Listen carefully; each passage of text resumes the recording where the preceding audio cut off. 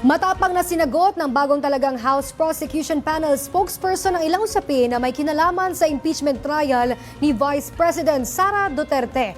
Kumuha naman tayo ng update kay Zai Chua live mula sa Batasang Pambansa. Zai. Princess, mayroon na ngang opisyal na tagapagsalita ang House Prosecution Panel at ito ay si Human Rights Lawyer Attorney Antonio Bucoy. Ipinakilala na ng mababang kapulungan ang opisyal na tagapagsalita ng House Prosecution Panel para sa impeachment case ni Vice President Sara Duterte na si Human Rights Lawyer Attorney Antonio Bucoy. Ipiniliwanag nito ang ginawang pagsumite ng kampo ng bise ng copy of appearance ng Defense Counsel. Nagkomento rin ito sa motion for clarification. There's no such thing as crossover. Yun ang sinasabi nila na nagtapos ang 19th Congress. Ang natatapos po ay yung legislative work, yung paggawa ng batas. Yung institusyon ng Kongreso, yung institusyon ng Senado, ay hindi po yan nag-expire. Tuloy-tuloy po yan. So, Dinipensahan din ni Atty. Bucoy ang ginawang mosyon ng prosekusyon na hindi muna tanggapin ang pagremand ng articles of impeachment pabalik sa Kamara hanggang hindi pa naisusumite ang hihahain nilang motion for clarification.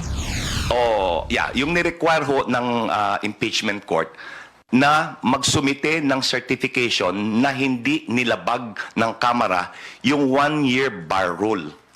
Ito po ay surplusage sapagkat yun yung verified articles of impeachment, yun na po yung hinihingi nilang sertifikasyon.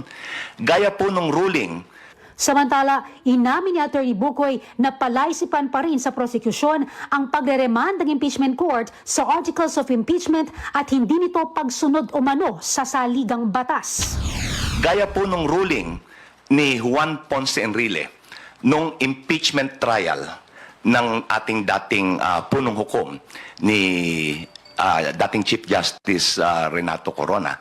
Ang sinabi po na ruling nun ng presiding officer ng impeachment court na kapag umabot na, kapag nailahad na ang articles of impeachment sa impeachment court,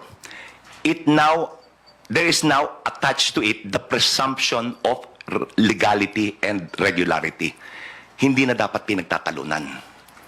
Ngayon, that is a precedent sa impeachment court. Nagtataka lang ako, bakit hindi yun sinunod ng kasalukuyang impeachment court?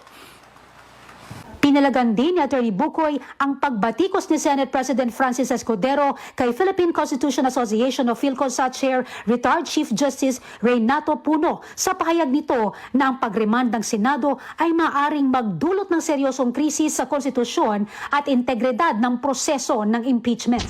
That's not fair. Because you judge the position based on the merit of what was said. Hindi yung personalidad. Sa palagay nyo ba, si Speaker, iba ho ang posisyon niya, iba ang posisyon, Presidente, Chairman ng PhilConsa. Sa palagay nyo, si Speaker Romualdez ay kayang impluwensyahan ang pag-iisip ni dating Chief Justice Puno? I don't think so. In much the same way that Chief Justice Puno will not and cannot influence the mindset of the Speaker of the House.